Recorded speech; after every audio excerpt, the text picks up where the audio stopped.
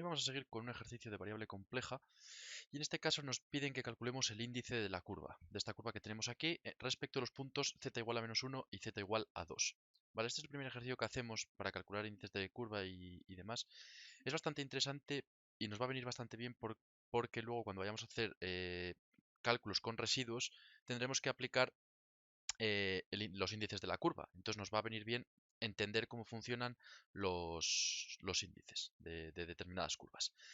Bien, lo primero que vamos a hacer es, tengo aquí preparada la curva, ¿vale? La curva que nosotros tenemos va a ser esta. Esta es la gráfica de la curva que tenemos. La pongo para que veamos un poco mejor cómo va a funcionar este ejercicio. Y vemos que la curva pues, se corta en unos puntos, aquí, aquí, aquí, se corta en 3 puntos y vemos que el punto -1 está encerrado entre dos curvas, o sea, en una curva en la misma curva que ha dado 2 vueltas, y el punto Z2 solo está encerrado por una vuelta de la curva. Entonces, lo primero que vamos a hacer va a ser, y esto es muy importante para calcular el índice de la curva, comprobar si los puntos Z-1 y Z2 están, están contenidos en la curva, es decir, se encuentran sobre la propia curva. Mm, Esto es importante porque si se encuentran sobre la propia curva no podemos calcular nada.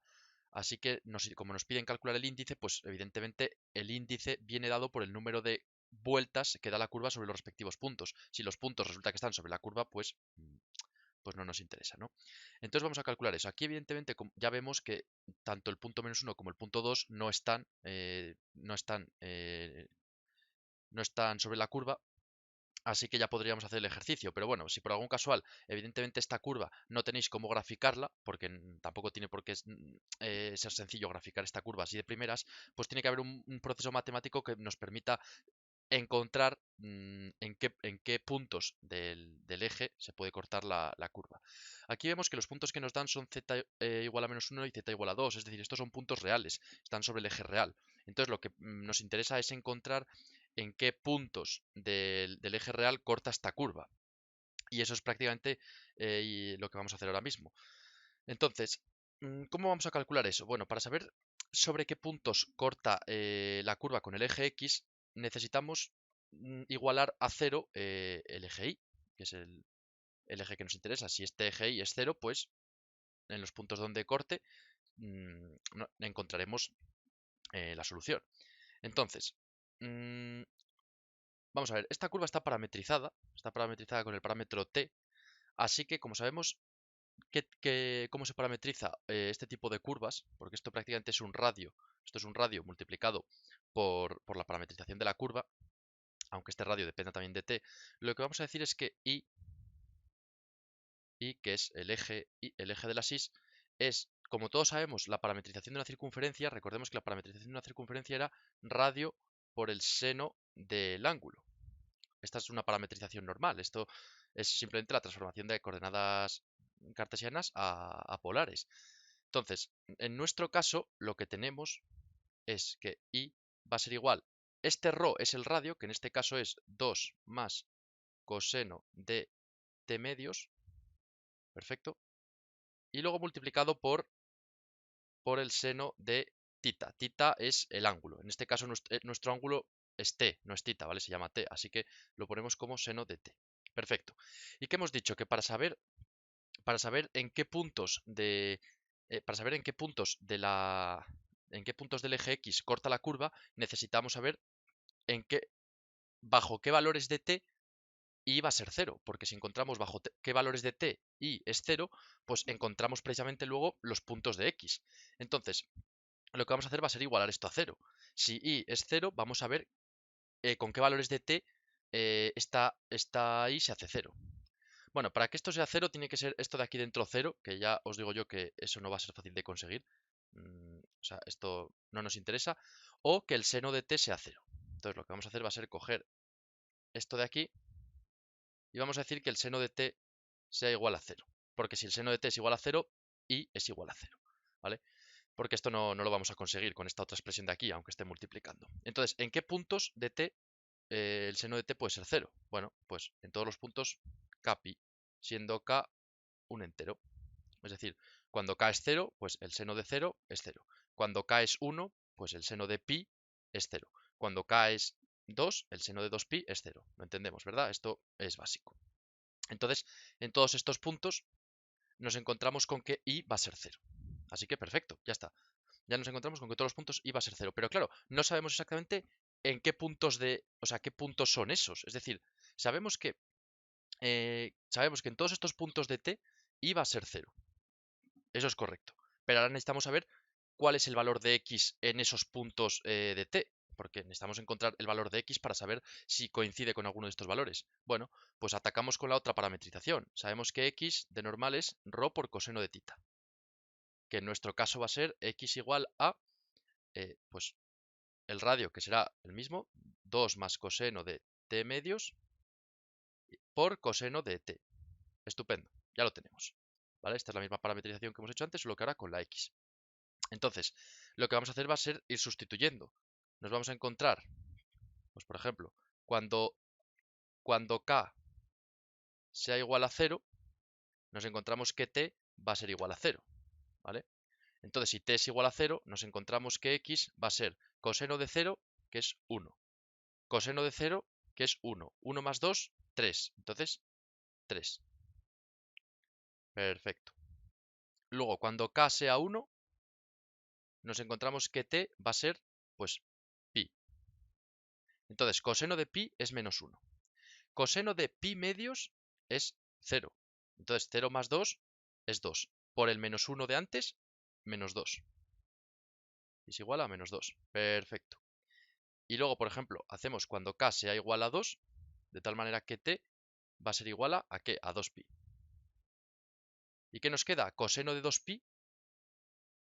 Coseno de 2pi, que va a ser 1. Coseno de 2pi es 1. Aquí, coseno de 2pi partido 2, es decir, coseno de pi, que es menos 1. Por tanto, 2 menos 1, 1. Por el 2, perdón, 2 menos 1, 1. Por el 1, 1. ¿Vale? Estas son operaciones, ¿vale? Lo vemos, ¿verdad? Son operaciones. Entonces vemos que, bueno, luego podríamos seguir, si volvemos a pasar a k igual a 3, de tal manera que t fuese 3pi, pues nos encontraríamos lo mismo. Nos encontraríamos que el coseno de 3pi sería menos 1, el coseno de 3pi medio sería 0, entonces esto sería 2 por menos 1, sería menos 2. Es decir, volveríamos, o sea, perdón, sí, 2 por menos 1 sería menos 2, nos encontraríamos lo mismo otra vez. Luego con el 4pi, pues lo mismo, coseno de 4pi sería 1. Aquí coseno de 4pi sería coseno de 2pi, que sería 1, 2 más 1, 3, 3 por 1, 3. Y volveríamos a repetir, ¿vale? Pero bueno, nos vamos a quedar en este caso, o sea, se repetirían otra vez continuamente estos valores, porque esto son identidades trigonométricas.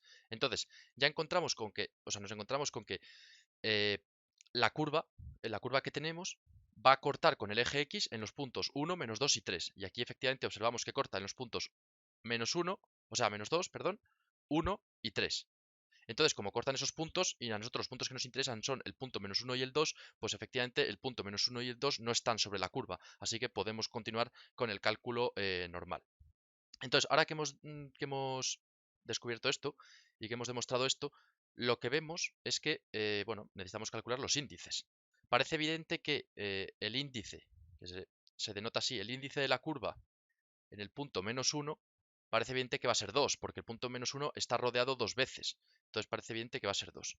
Y el índice de la curva en 2, pues es claro que va a ser 1, porque el punto 2 está rodeado una sola vez. Pero claro, necesitamos calcularlo, no nos vale con decir esto es 2, esto es 1, así sin más, porque nosotros estamos aquí para demostrar estas cosas. Entonces, primero vamos a trabajar con el punto 1. Vamos a poner aquí 1 y vamos a trabajar con el punto, perdón, con el punto menos 1. Vamos a trabajar con el punto menos 1, que es el primero que nos interesa, ¿vale? El punto menos 1 aquí tiene que, o sea, aquí vemos que va a tener 2 vueltas, entonces vamos a comprobar si eso es cierto, ¿vale? Hay un truquillo aquí en este caso, ¿vale? Porque bueno, recordemos que para sacar los índices, la fórmula de los índices, que es una fórmula que tendríamos que saber de variable compleja, viene dada por, pues bueno, el índice en una curva de z0, de z0, va a ser igual a 1 partido 2pi por la integral cerrada de la curva de diferencial de z menos z0, ¿vale? Este va a ser el índice. Entonces, bueno, lo que vamos a hacer va a ser sabemos que el punto -1, que es este, está en la misma componente conexa del plano complejo y de menos la curva que el 0, ¿vale? Es decir, cuando digo que está en la misma componente conexa, me refiero, el -1 y el 0 están en la misma componente de la curva. Es decir, no, la curva esta no corta ninguno de estos dos por el medio. Es decir, se encuentran, como por decirlo de alguna manera, como dentro de la misma curva interior, ¿vale? Tanto el -1 como el 0. Y hay una propiedad que nos dice que todas las componentes, todos los puntos que se encuentran en la misma componente conexa, sus índices son el mismo. Es decir, y eso tiene sentido, el índice de -1 va a ser el mismo índice que el índice 0, que el índice de 0, ¿vale? Porque están en la misma componente conexa. Entonces, la idea es que vamos a utilizar esto porque si utilizamos directamente la ecuación que tenemos, las integrales que nos van a quedar para ese punto van a ser un poco pesadas. Porque claro, digamos que aquí nosotros tendríamos que poner diferencial de z y aquí tendríamos que poner z más 1, porque estamos en el punto -1, entonces tendríamos que poner z más 1. Y hacer esta integral puede resultar muy laboriosa. Se puede hacer, pero puede resultar muy laboriosa. Entonces, si conocemos el truco de que dos puntos que se encuentran en la misma componente conexa, en este caso el -1 y el 0, tienen el mismo índice, pues podemos calcular el índice de 0 y extrapolarlo al de -1, ¿vale? En este caso vamos a usar esta propiedad. Entonces, lo que vamos a hacer va a ser calcular el índice de 0. El índice de 0, pues bueno, va a ser, efectivamente, aplicando esa fórmula, va a ser 1 partido 2pi de la curva cerrada. Y aquí va a ser, pues, diferencial de z, y aquí z menos el punto, que va a ser 0, pues z. Simplemente z. Perfecto. Entonces, lo que tenemos es, esto ya simplemente son cálculos, veremos cómo, vamos a ver ahora mismo cómo es muchísimo más sencillo. Tenemos la integral que va a ir entre 0 y 4pi, nos lo dice el enunciado, ¿vale? Nos dice el enunciado que t va a ir entre 0 y 4pi, y tiene sentido porque aquí primero va de 0 a pi, luego de pi a 2pi, de 2pi a 3pi y de 3pi a 4pi, ¿vale? Dando ahí como una vuelta doble. Como podemos evidenciar, esto no es una curva simple, porque se corta ahí. Entonces, evidentemente no vamos a poder hacer otras cosas. Pero bueno, la idea es que ahora tenemos que sacar esto. Entonces, vamos a abrir aquí una línea z, que es nuestra función gamma parametrizada. Esto lo hemos visto en otros ejercicios de variable compleja. Nuestra función, o sea, nuestra curva gamma, que es esta de aquí arriba, sería z, ¿vale? Sería lo que es el número z, la variable z. Así que vamos a escribirlo aquí abajo. Z sería pues 2 más coseno de t medios por la exponencial de it. Perfecto. Y luego arriba que tenemos diferencial de z. Bueno, pues diferenciamos esta parte de aquí, porque recordemos que hay que integrar entre 0 y 4pi. Si diferenciamos esto, que sería z, diferenciamos esto, pues lo que nos va a quedar va a ser menos seno de t medios por la exponencial de it, todo esto entre 2, más 2 más coseno de t medios por, bueno, aquí vamos a poner corchetes, por i, la exponencial de it. Bueno, y esto por diferencial de t, claramente. Os invito a que hagáis los cálculos, no lo voy a hacer aquí ahora porque se alarga mucho el vídeo. Si los necesitáis me los podéis pedir de todas maneras. Os invito a que lo hagáis, va a quedar esto, está perfectamente comprobado. Y ahora veremos cómo esto pues es muy sencillo. ¿Por qué? Porque esta integral de aquí la vamos a separar en dos integrales. La primera nos va a quedar menos seno de t medios por la exponencial de it, todo ello entre 2, partido 2 más coseno de t medios exponencial de it, diferencial de t. Eso por un lado. Y por otro lado nos va a quedar otra integral que va a ser, ¿vale? Que va a ser pues 1 partido 2pi i entre 0 y 4pi, ¿de qué? De esto entre esto, que bueno, solo nos va a quedar esto, así que nos va a quedar i diferencial de t, porque las exponenciales también se van y el numerador y el denominador se van también. Perfecto. Entonces esto es muy sencillo. ¿Por qué? Bueno, estas exponenciales también se nos van a ir de esta otra integral. Y lo que observamos aquí claramente es que si nos fijamos bien, el coseno de t medios, la derivada del coseno de t medios es menos el seno de t medios partido 2, que es precisamente lo que tenemos aquí. Si eliminamos, bueno, vamos a eliminar las exponenciales porque están en el numerador y en el denominador, así que las eliminamos. Y aquí, bueno, nos queda esto partido por 2, ¿vale? Entonces, el coseno de t medios es menos el seno de t medios partido 2. Entonces, tenemos que aquí tenemos una función y su derivada, ¿vale? Y como tenemos una función y su derivada, eso es básicamente el logaritmo de esa función. Entonces, aquí nos va a quedar 1 partido 2pi, estas son reglas de integración muy sencillas. Nos va a quedar el logaritmo de 2 más coseno de t medios, ¿entre dónde? Entre 4pi y 0, más, bueno, y sale fuera, el i y el i se van y nos va a quedar diferencial de t entre 0 y 4pi, que va a ser 4pi. 4pi entre 2pi, pues 2. ¿Y esto qué va a ser? Bueno, el coseno de t medios que tenemos aquí, nos va a quedar el coseno de t medios entre 4pi y 0, o sea, este logaritmo de aquí nos va a acabar quedando, bueno, lo voy a hacer, nos va a quedar 2pi y aquí nos va a quedar logaritmo neperiano de ¿qué? De 2 más coseno de 4pi entre 2, que va a ser coseno de 2pi, partido 2 más coseno de 0.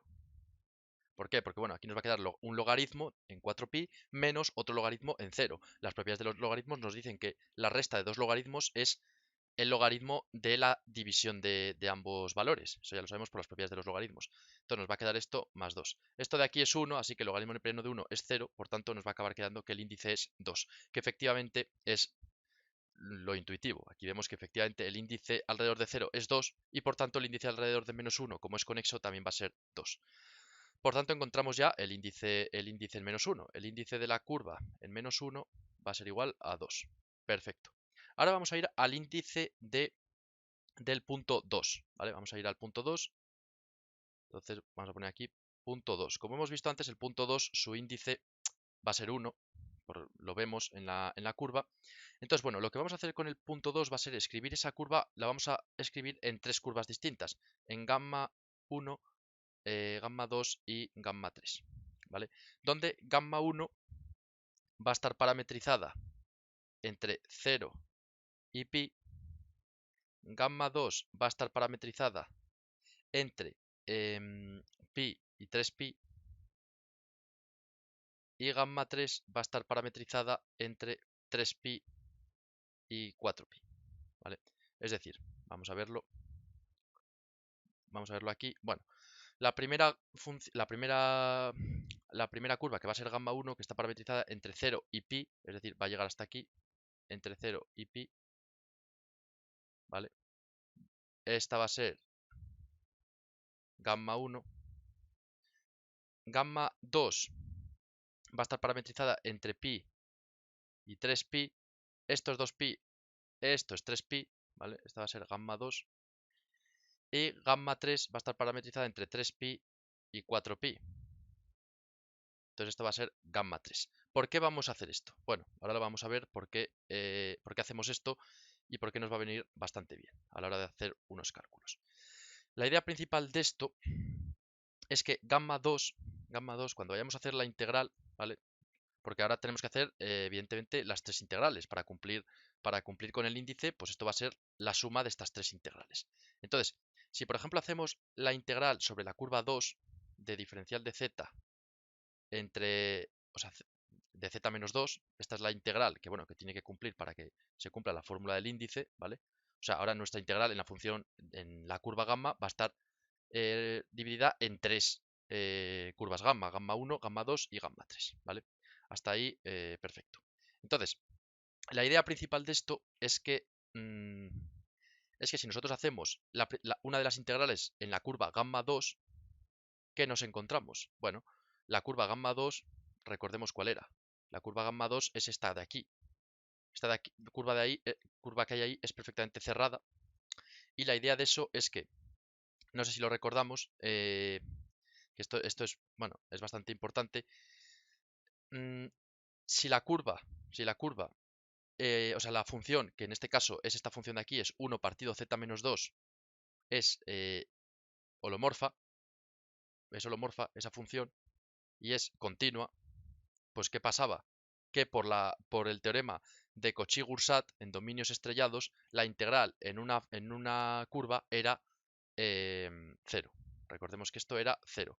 ¿Por qué? Porque tiene que ser un abierto, efectivamente U es un abierto, ¿vale? Un abierto estrellado en C, que en este caso va a ser nuestra curva mismo, o todo el plano complejo, y la función tiene que ser una función continua en U y derivable en todos los puntos de U, ¿vale? Que en este caso U vamos a entender que es, pues puede ser, podemos coger U como todo el plano complejo, podemos coger U solo como la curva y que sea adherente a la curva, entonces nos da un poco igual. Derivable, bueno, derivable en todos los puntos de U, excepto quizá en una cantidad finita de ellos. Esto es el teorema de Cauchy-Goursat, ¿vale? Entonces, f tendría primitiva en U y por tanto la integral de la función f en la curva esa sería 0. Para toda curva cerrada y de clase C1 con soporte contenido en U. ¿Esto qué quiere decir? Bueno, ese es el teorema de Cauchy-Goursat, que ya lo hemos usado otras veces. Aquí efectivamente tenemos pues nuestro soporte contenido en U, que es la curva gamma, tenemos U y tenemos la función que es efectivamente derivable en todos los puntos de U, excepto quizá en una cantidad finita de ellos. Bueno, efectivamente, si nosotros cogemos esto como U, pues bueno, esa función, esa función no es continua. Recordemos que esa función no es continua, porque dice, bueno, derivable nos da un poco igual, pero la función 1 partido z menos 2 no es continua, porque en z igual a 2 se hace 0. Pero claro, ¿dónde estamos trabajando? Estamos trabajando en esta curva, gamma 2. Estamos trabajando en este interior. Entonces, en este interior, nuestra función 1 partido z menos 2 sí que es continua. Sí que es continua. Es continua, es derivable en U, siendo U, pues, esta gamma 2 sería U porque tiene el soporte contenido. Entonces, como es continua y es derivable, pues podemos aplicar el teorema de Cauchy-Goursat, porque el único punto donde 1 partido z menos 2 no es continua es aquí, pero eso está fuera de nuestra curva, entonces nos da igual, podemos aplicar Cauchy-Goursat. Por tanto, ya tenemos que nuestra primera integral está en torno a la curva gamma 2 es 0, así que perfecto. Ahora vamos a las otras, que es un poco más complicado, ¿vale? Ahora tenemos pues que, bueno, 1 partido 2 pi, tenemos que las curvas gamma 1 y gamma 2, la suma de esas curvas parametriza de forma simple el borde de un dominio de Jordan, que contiene el punto 2. ¿Esto qué significa? Si lo comprobamos, efectivamente, la suma de la curva gamma 1 y gamma 2 parametriza de forma simple es decir, que no se corta con ella misma, el borde de un dominio de Jordan, que contiene el punto 2, que era el que queríamos calcular, sobre el que queremos calcular el índice. Entonces, podemos resolver esto de una manera bastante interesante y un poquillo complicada. La idea es la siguiente, y esto lo hemos hecho en otro ejercicio. Vamos, no lo hemos hecho en otro ejercicio, lo haremos en otro ejercicio. La idea es que cuando tenemos un dominio de Jordan, que en este caso lo tenemos, y tenemos una parametrización de ese dominio, o sea, de la curva que encierra ese dominio, que en este caso sería eso, ¿vale? Bueno, voy a escribirlo quizá aquí para que lo veamos un poco mejor. Si nosotros tenemos algo así que es como nuestra curva exterior, ¿vale? O sea, aquí digamos que estaría la interior, ¿no? Pero bueno, nosotros tenemos esta curva que sería como la exterior y el punto 2 estaría como por aquí, ¿vale? La idea es que si tenemos D que pertenece al plano complejo, que es un dominio de Jordan, es decir, esto de aquí sería un dominio de Jordan, ¿vale? Que pertenece al plano complejo. Si tenemos eso de ahí y tenemos una curva que es una parametrización del borde de D, ¿vale? Es decir, esto de aquí sería el borde de D, sería nuestra curva, ¿vale? Lo otro sería todo el dominio de Jordan, ¿vale? De clase C1, efectivamente nuestra curva es de clase C1, a trozos, correcto, simple, es simple porque no se corta, correcto. Podemos deducir a partir de la fórmula de Riemann-Green, que no la hemos visto, pero se puede ver, es de teoría de variable compleja. Recordad que si queréis que haga un vídeo de teoría de variable compleja, solo tenéis que dejarme un comentario. Tenemos que, si se cumple todo eso, el índice de cualquier punto dentro de esa curva va a ser 1, ¿vale? Se cumple eso. De hecho, si consideramos cualquier punto, por ejemplo un punto Z0 perteneciente a ese dominio, ¿vale? Tal que podamos hacer unas bolas cerradas alrededor de ese punto y que pertenezcan también dentro del dominio, entonces hay un conjunto A, que el conjunto A va a ser este de aquí, que el conjunto A es el conjunto D menos la bola cerrada de punto Z0 y radio R, ¿vale? Si tenemos, entonces el conjunto este, que es un abierto de Jordan, es un abierto de Jordan cuyo borde coincide con el borde de nuestra curva, cuyo borde coincide con el borde de nuestra curva, ¿vale? lo que podemos obtener, ¿vale? Lo que podemos obtener es que cualquier función holomorfa en un abierto que contenga a todos los puntos adherentes de A, es decir, tanto al conjunto A, a la unión entre A y el borde, la A es este interior y el borde es este borde azul que he pintado, ¿vale? Si encontramos una función que sea holomorfa en todos los puntos del adherente de A, que el adherente de A es A, y la unión del borde de A, ¿vale? Obtenemos pues una fórmula que sería algo así. La integral de la curva, la integral de la función en esa curva, menos la integral de nuestra circunferencia que es la circunferencia de punto Z0 y radio R, ¿vale? De nuestra circunferencia de punto Z0 y radio R de la función f de z diferencial de z. Esto es igual a la integral de el borde de A menos, bueno, menos vd más y la integral del borde de A v diferencial de x más u diferencial de y, ¿vale? Obtenemos esto. Y si esto aplicamos la fórmula de Riemann-Green, podemos acabar obteniendo que efectivamente, digamos que podemos obtener que nuestra función, que en este caso va a ser esta función de aquí, que es la que nos interesa, porque es la que necesitábamos, acabaríamos obteniendo que esa función nos da un índice 1. ¿Por qué? Porque esta función menos esta curvatura de aquí, esto de aquí va a ser 0, esto de aquí se nos va a hacer 0, entonces esta función menos esta curvatura de aquí, que esta curva de aquí nos va a acabar quedando 1, nos da por tanto que esa función de ahí, va a ser, bueno, esa función de ahí menos esto de aquí va a acabar siendo 1, que va a ser el índice que nos interesa, ¿vale? Bueno, es un poco complicado el teorema de el teorema de Cauchy-Green, ¿vale? De Riemann-Green, perdón. Entonces, la idea es básicamente esa, ¿vale? La idea es que al final de todo esto, lo que nos va a acabar quedando es que mm, el índice, el resumen es que el índice de un punto que se encuentre dentro de una curva, parametrizada con orientación inducida por D, sea de un dominio de Jordan, etcétera, etcétera, nos acaba obteniendo pues que el índice va a ser 1, ¿vale? En ese caso. Bueno, es un poco complicado, no...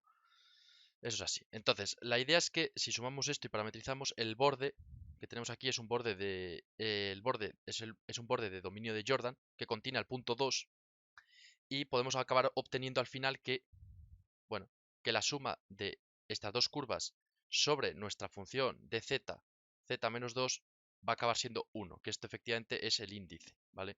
El índice en el punto 2. Entonces, el índice en el punto 2, que es esta suma de aquí más nuestra otra integral que dijimos que era 0. Por tanto, el índice en el punto 2 nos va a acabar quedando que es 1 de aquí. 1, ¿vale? Bueno, entonces la idea es que al final hemos conseguido demostrar que, bueno, que el índice del punto menos 1 es 2 y el índice del punto 2 es 1, como vimos en nuestra curva, que la tenemos aquí. Y entonces, al final, lo demostramos. Bueno, próximamente haremos más vídeos de estos, de índices de las curvas, que son un pelín complicados. Entonces, no hay que preocuparse. Si tenéis cualquier tipo de duda, como siempre, me la dejáis en los comentarios y nada, seguimos con la física.